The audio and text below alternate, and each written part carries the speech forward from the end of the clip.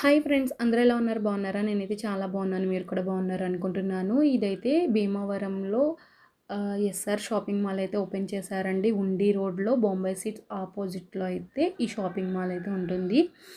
నిన్న 10th అయితే open చేశారు. అలాగే దీనికి గెస్ట్గా అంటే ఓపెనింగ్ చేయడానికి కృతి శెట్టి గారు అయితే వచ్చారు. ఓపెనింగ్ అంతా కంప్లీట్ అయిపోయింది. ఆవిడ వెళ్ళిపోయాక నేనైతే వెళ్ళాను. ఎందుకంటే అంత రష్గా ఉన్నారండి జనం అయితే.